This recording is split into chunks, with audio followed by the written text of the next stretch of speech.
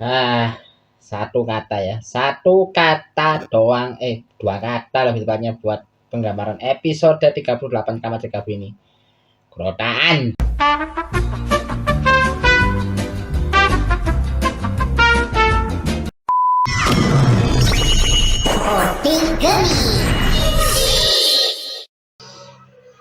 Aduh.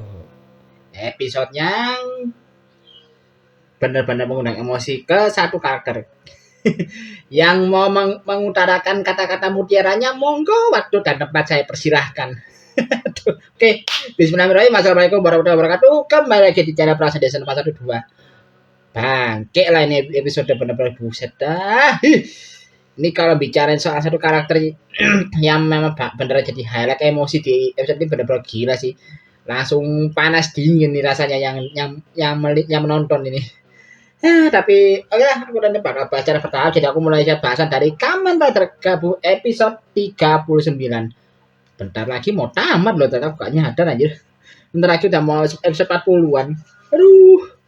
Nah, aku mulai dari mana dulu ya? Mungkin aku mulai dari pihak antagonisnya dulu aja, tipis-tipis aja dulu. Ya, nanti nggak terlalu banyak yang dibahas dari pihak antagonisnya sih ya. Cuma perihal si Lisel yang lagi-lagi menunjukkan tingkah menyebalkannya dia dengan ngompor-ngompori dan juga apa jadinya kayak ini apa kayak nyindir si Grota soal apa human press yang dia kumpulkan katanya kualitasnya jelek lah, terus dia juga sempat nyinggung kalau Jeep itu sudah memodifikasi gabungnya dia tapi nggak bilang ke si Grota lah. Jadi benar-benar dipanas aja jadi memang tipikalnya Lisel kayak biasanya kayak tipikal bangsat aja dia tuh yang diam itu enggak diam menyebalkan, sekalinya beraksi lebih menyebalkan lagi. Ini sorry aku agak ngomong kasar soal Lisel, emang gimana ya, dia sepanjang screen time-nya dia sejak awal muncul bener-bener gak bisa bikinnya aku yang nonton tuh emosi loh. Oh wait that.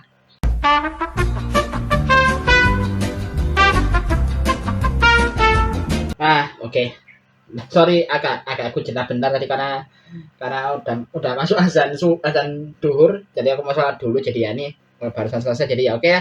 Aku bahas dari mana dari ini dari perihal ini si Grota yang lagi-lagi dikompor-kompori sama si Lisel ya. Ini kalau Lisel udah skip aja lah ya. Ini kalau perihal Lisel skip aja sih, mending kalau makin dibahas makin emosi aku yang ada, di malah gak fokus sama bahasanya. Jadi ya oke lah, aku bahas dulu ke si Grota yang gimana ya. Dia Grota jadi sebenarnya posisinya kasihan ya. Udah mah dia kayak nggak dianggap, kayak seperti nggak dianggap sama si Jin dan orang adiknya dia, terus dikompor-kompori sama Lisel.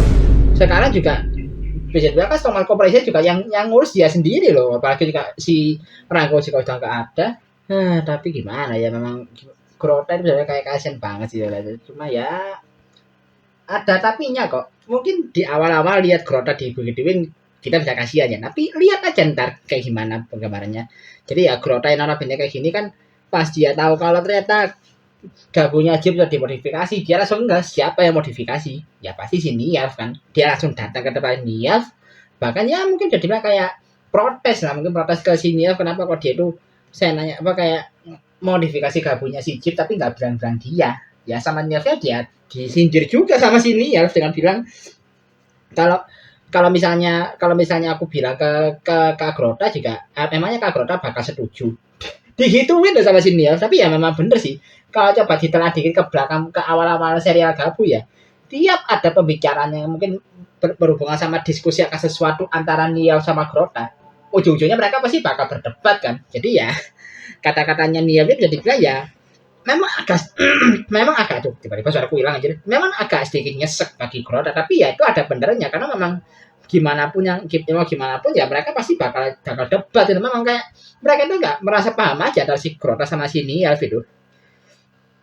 Tapi ya karena udah memang emosi, akhirnya itu tabnya si Nialf waktu dibanting, pas kebanting tiba-tiba nggak sengaja ada lamannya kebuka, dan yang kebuka itu ternyata adalah laman yang berisi informasi soal Paman Tempe. Ya sepertinya memang Nialf itu nggak pernah bilang ke siapa-siapa ya kalau apa namanya kalau Paman Dente masih hidup. Jadi ya perihal dia ketemu sama paman Dede benar-benar cuma di apa namanya, cuma disimpan sendiri sama dia informasinya. Jadi apa sih apa waktu si Grota akhirnya tahu kalau paman Dede ternyata masih hidup, ya dia jelas kaget dong, karena ya informasinya aja kan sama Niau disembunyiin gitu. Ya tapi perihal nanti nasibnya bakal gimana, aku keep dulu. Jadi aku mau bahas dulu ke pihak protagonisnya, yang notabene sebenarnya pihak protagonisnya cukup cukup happy di awal-awal ya, karena ini dimulai dari si Soma kan baru aja beres pulang kerja dari sama si Sakika kan. Nah dia itu berencana buat ini jenguk paman Dende yang menurut Soma itu kayak lagi gak enak badan, karena belakangnya jadi kayak kondisi paman Dende lagi lemes banget. Ya sebenarnya sih Sakika tahu alasannya kenapa paman Dende itu jadi lemes banget, yaitu soal gara-gara ini gigi ada di gabungnya dia itu dicopori semua buat jadi bahannya gojipot. Cuma kan ya Sakika nggak bisa bilang ke Soma karena paman Dende minta Sakika buat diem kan, maksudnya buat merahasiakan ini biar si Soma nggak khawatir gitu. Tapi ya mereka sikatnya ya mereka pergi ke tempatnya Mama Dente. Sebenarnya dia ada momen yang cukup lucu sih, dimana pas mereka datang ternyata Mama Dente udah dalam kondisi terbaring di depannya si laki ya, juga ternyata datang ke sana buat dalam tanda kutip nagih soal penawar racun yang dia minta tolong buat dibalikkan sama Paman Dente. Dan ternyata Paman Dente berbaring itu dia lagi ngerengek ternyata. Jadi dia agak-agak tantrum karena Paman Dente itu pengen jalan-jalan ke dunia manusia buat nyobain makanan-makanan yang katakanlah mungkin bisa dibilang bisa dimakan secara dine-in alias makan di tempat. Cuma sama laki nggak diperbolehin, ya gimana? Kalau laki kan dia bisa leluasa di dunia manusia kan, karena kan dia punya wujud penyamar manusia kan, dia punya mimik buat nyamar. Nah Paman Dente kan nggak punya, mungkin gabungnya dia memang bisa dimodif pakai buat bisa dipasang mimiknya, tapi dia mimiknya aja nggak punya. Makanya ya kalau dia langsung datang begitu aja ke dunia manusia, ya dia pasti bakal jadi masalah dong. Apalagi juga semenjak informasi soal Granito ya ini sudah mulai kesebar tipis-tipis lewat postingan, lewat jurnalnya yang diposting sama si Hanto ya. Jadi ya informasi soal Granito pasti ya bakal benar-benar diselidiki banget di sini. Makanya kalau ada yang aneh ya salah-salah Paman Dente bisa digerebek, maka mungkin ditangani kayak penggambarannya pas Paman Dente ditodong sama orang-orang bersenjata itu, yang ternyata di sini cuma bayangan dari kepalanya Paman Dente aja. Tapi ya itu yang bakal terjadi kalau Paman Dente nekat datang ke dunia manusia tanpa nyamar.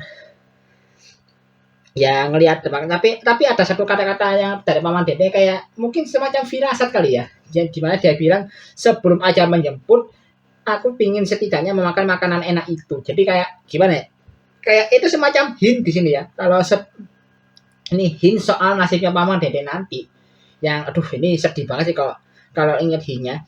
Nah melihat Paman Dede kayak gini ya, akhirnya kan si Sakika inisiatif buat nawari gitu, buat bikin makanan itu di tempat langsung. Maksudnya gini, jadi kayak si Sakika itu kepikiran bikin salah makanannya yaitu ada puding ala mode, tapi dibuatnya langsung di depannya Paman Dente. Jadi nanti Soma sama Sakika itu tinggal beli bahannya aja, sementara Paman Dente dan nanti bahannya disiapin dulu di rumah, terus dibawa ke tempat Paman Dente buat ditata langsung di sana. Jadi biar Paman Dente bisa ngerasain langsung lah gimana rasanya makan makanan enak itu di makan dine in lah bisa dibilang.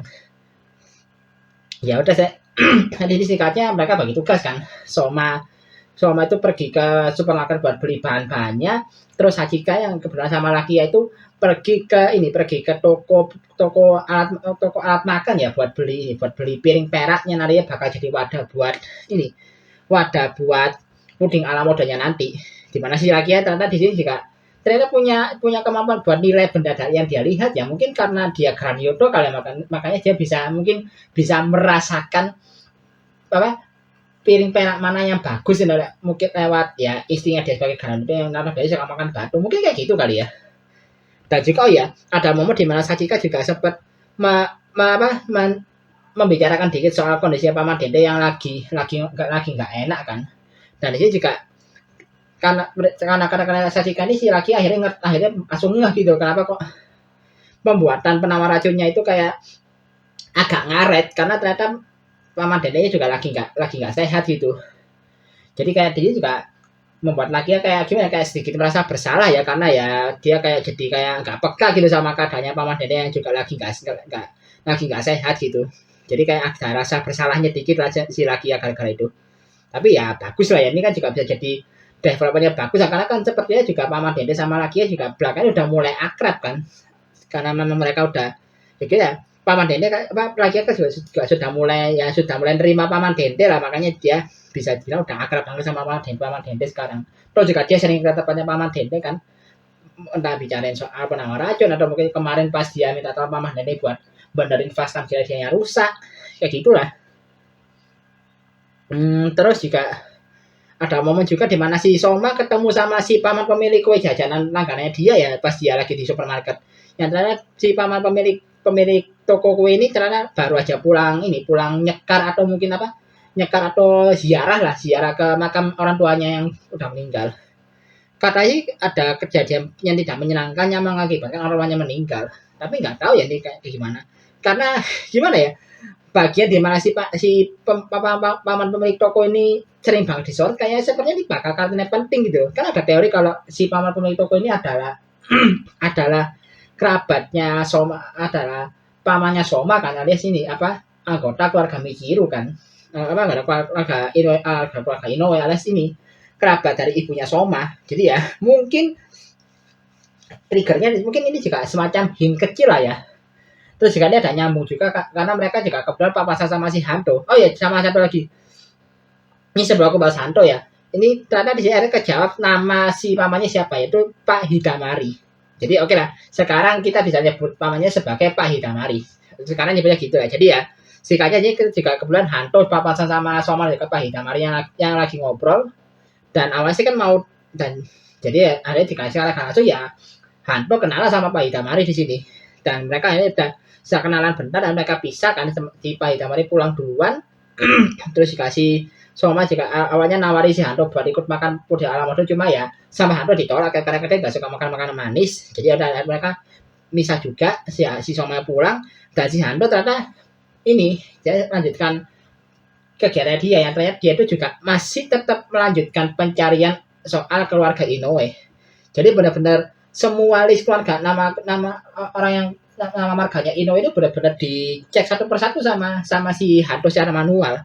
Jadi benar-benar jadi ya memang jadilah goalsnya dia di sini pasti tetap jalan gitu loh, yang mungkin dia itu pengen nyoba mandu pelan-pelan biar nanti kalau sudah ada gong yang tepat tuh dia bisa ngasih tahu Soma kan. Terus juga dia akunnya kan juga semi Soma bisa dibilang yang dilakukan sama si Hanto ini. Terus juga ya udah singkatnya di sini dikasih apa Soma sajikan dan jaga lagi ya bikin bahan-bahan untuk puding ala mode bareng di rumah. Jadi ya ini bukan bikin puding ala mode sampai jadi ya, enggak, belum dibikin sampai jadi, cuma menyiapkan bahan-bahannya saja kayak pudingnya, kayak bikin pudingnya dulu lah, bikin pudingnya, bikin krimnya, terus juga motong buah-buahnya dia bakal jadi toppingnya, cuma nyiapin itu aja. Nanti bikinnya sampai jadi itu ya di tempatnya Mama Dente. Dan ya sebenarnya momennya cukup lucu ya pas ngelihat ini atau bagian Soma motong-motong buah, terus juga ada para Gojiso di dekatnya kayak niruin gerakan motong buahnya si Soma itu kayak lihatnya kayak lucu, kayak gemes aja sih, kayak lucu gitu. Para Gojiso di sini pas niru kayak ya gimana ya, memang para Gojiso ini memang tingkahnya itu lucu-lucu kalau diperhatiin sih. Dan ini yang mulai agak nyesek ya. Aku mulai dulu di sini di mana si Grota yang sudah tahu soal Paman Dende yang masih hidup langsung datang ke sana ke tempatnya Paman Dende buat katanya maksa Paman Dende buat bantu dia dan juga buat Paman Dende itu biar mau balik lagi ke Thomas Corporation. Cuma ya di sini Paman Dende yang nolak karena ya tahu sendiri kan kata Thomas Corporation kayak gimana, makanya si Paman Dende itu nggak mau balik ke sana lagi. Dan gimana ya, akhirnya kan gara-gara itu juga akhirnya si Grota akhirnya murka kan, dan akhirnya nodongin banting si Paman Dente, terus juga nodongin sabitnya ke dia. Padahal waktu itu Paman Dente juga sempat bilang kalau sebenarnya Grota itu kan cuma merasa kamu sebenarnya cuma kesepian aja kan. Aku tahu kamu itu adalah yang paling sayang sama keluargamu dibandingkan yang lainnya. Jadi kayak sebenarnya si Paman Dente itu tahu kalau Grota itu nggak seperti itu gitu loh. Grota memang biasanya katanya jahat, cuma dia tuh juga punya sifat penyayang dan juga punya sifatnya peduli dan juga nggak kuat sendirian kan, nggak kuat kalau ditinggal sendiri gitu loh.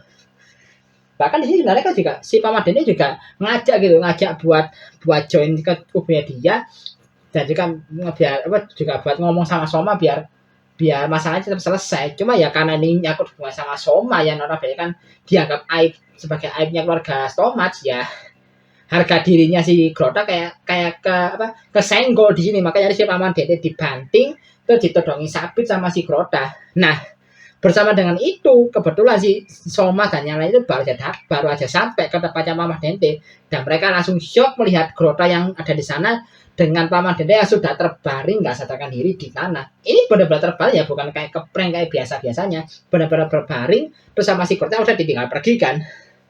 Dan pas dicek, pas Soma sama yang udah panik lihat Paman Dente nggak sadarkan diri, diperiksa sama mereka kan, ada Paman Dente di mana. Dan sayangnya ya, Paman Dente udah gak tertolong. Dia ini sayangnya ini Paman Dente udah meninggal dunia. Itu langsung diem sih aku di bagian itu. Kan aduh, gimana, kasihan loh. Udah gimana setelah semua perbuatan baiknya Paman Dente, tiba-tiba gongnya itu ternyata Paman Dente harus dihabisi dengan cara seperti ini oleh Grota. Bisa dibilang kayak oleh cucunya sendiri. Itu benar-benar nyakitin sih. Jadi ya, bisa dibilang kayak Soma sampai panik, terus juga Sachika juga shock berat gara-gara ini juga gitu. Mungkin karena Sachika yang tahu yang cuma Sachika aja yang tahu betul soal detail kondisinya Paman Dente, makanya dia shock pas dia Paman Dente meninggal. Dan waktu lagi ya melihat bekas sabitan, bekas tebasannya ada di perutnya Paman Dente, dia langsung kalau bekas tebasannya ini sama persis dengan bekas tebasan yang ada di punggung mendiang adiknya itu si Komel. Jadi dia langsung nggak di sini kalau ternyata pembunuhnya Komel itu adalah Grota, orang yang sama dengan yang baru saja membunuh Paman Dente. Gara-gara itu juga udah ya sama si laki langsung dikejar, langsung dilabrak. Nah, bahkan udah terjadi sedikit argumen lah antara mereka berdua, di mana laki tetap masih mempertanyakan soal kebenaran soal Grota yang sudah membunuh adiknya lagi ya. Cuma di sini si Grota masih tetap nyangkal. Tapi nyangkalnya bukan karena dia itu bohong, dia bilangnya dia itu nggak ingat, karena dia bilang sudah banyak granito pekerja yang sudah dia eksekusi. Jadi ya mungkin dia ingat masing-masing nama dari para granito yang sudah dieksekusi tadi. Jadi ya istilahnya bisa bilang ya iya juga sih. Jadi kayak di beberapa cerita fiksi kan juga misalnya ada satu karakter yang sudah banyak banget bunuh orang, pasti karakter itu juga nggak ingat banget kan siapa-siapa aja yang sudah dia bunuh gitu, karena mungkin saking banyaknya gitu. Jadi ya bisa diambil kesimpulan ya di sini ya Grota benar-benar nggak ingat dia siapa aja yang sudah dia bunuh, karena memang udah terlalu banyak. Dan pas bagian ini juga ya ini bikin si Rakia makin emosi, dia nyerang tapi ya karena Grota udah terlalu kuat banget ya ke pojok di sini. Dan pas dia ada momen di mana ya kayak ada semacam bayangan atau kayak semacam gambaran ingatan masa lalu yang muncul di kepalanya lagi ya, sepertinya yang menggambarkan sepertinya memang ini kan bukti kalau memang si Grota lah yang membunuh si Komel.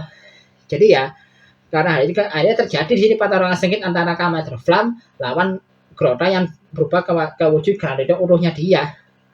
Dan ya seperti yang bisa ketebak lah ya, karena di sini Flam cuma pakai karena di Commander Flam cuma pakai form basicnya dia itu si puding custom, kebantai di sini. Dia sempat kasih perlawanan dikit-dikit lah, cuma ya itu nggak berarti apa-apa. Bahkan sempat dipur sama si Grota, tapi lewat satu adu finishing ya akhirnya si Commander Flam kalah telak di sini, karena memang Grota sudah sekuat itu. Sebelumnya kan juga mereka sempat bertarung kan antara si Commander Flam lawan Grota pas awal-awal si Rakia tobat itu. Nah itu pun juga dia udah dibantu sama Soma yang berubah jadi Keking Form, jadi gabung Keking Form aja lo masih ke pojok. Ini dia ngelawannya sendirian, pasti lebih ke pojok lagi. Berarti ini memang bukti kalau power scalingnya Grota memang benar-benar sejomplang itu sama Commander Flam. Meskipun ya Commander Flam itu jadi bilang ya kuat banget lah ya, tapi kalau dibandingkan sama Grota ya ternyata masih kalah jauh kekuatannya. Ya udah jadi di sini si Rakia yang notabene udah kalah telak dan mau dihabisi, untungnya si Soma langsung muncul dan berubah jadi Gabu overmode dan langsung nggak pakai basa-basi dia loncat dan nge-over smash si Grota. Dan Grotanya udah kepental cukup jauh gara-gara over smash-nya si Gabu overmode. Dan saya nggak mati sih, cuma cara ini kenapa kok alasannya nggak mati ya simpelnya ini over smash-nya si Gabu overmode ketahan sama sabitnya si Grota, jadi ya dia masih itu gara-gara ada penahannya jadi bilang ya. Dan udah episode-nya berakhir di situ sih. Dan juga ada di mana sih kayak apa sih lagi yang makin frustasi gara-gara dia kalah itu. Jadi ya udah ceritanya berakhir di situ dan aku langsung ke preview yang notabene bakal ada 4 fokus yang ada di situ perihal bisa juga perihal reaksi karakternya setelah kematiannya Paman Dente, terus juga mungkin misalnya ada sedikit debat antara Soma sama Lakia ya perihal kejadiannya kematian Paman Dente juga. Lalu yang utamanya juga soal Grota yang makin menggila. Jadi dia makin menggila dan juga misalnya kayak kewarasannya makin hancur di sini. Dan yang utama yang berpoin yang main di sini adalah debutnya Lakia sebagai Kamen Rider Flam ala mode alias final formnya. Jadi memang benar sesuai bocoran yang beredar kemarin, kalau Kamen Rider Flam ala mode bakal muncul di episode 40 dan bakal melawan Grota Stone Match. Berarti benar sesuai bocoran ini. Ya gitu aja kayak bahasannya. Tapi kalau aku mau bahas soal ya kira-kira kesimpulan dari episode ini ya ada 4 lah poinnya ya. Pertama ya soal Lisel yang lagi-lagi makin kesini makin bikin penonton emosi, itu udah pasti sih itu. Terus juga kedua itu ada soal ya mungkin banyak yang menyayangkan reaksinya Soma yang flat banget ya pas melihat Mama Dede meninggal ya. Cuma ya gimana ya, mungkin anggap aja ya Soma bener-bener saking shocknya ya, makanya dia bingung harus bersikap gimana gitu. Cuma ya itu cuma detail kecil aja sih, mungkin ya banyak yang menyangka, tapi ya gak harus jadi masalah banget ya perihal reaksinya Soma kayak gitu itu. Terus juga ada Grota ya juga makin kesini makin gilang kewarasannya, bahkan sampai kayak gampang banget ya dia kayak melayangkan sabitnya dia ke orangnya kayak gampang banget loh. Udah kemarin dia bunuh Pak Kenji, sekarang Paman Dente yang jadi korban. Gila sini 2 episode sudah 2 orang loh jadi korbannya si Grota, Pak Kenji sama Paman Dente. 2 orang yang sama-sama bisa dibilang Granito baik loh. Dihabisi juga sama si Grota. Emang bener-bener malaikat maut banget di si Grota ini.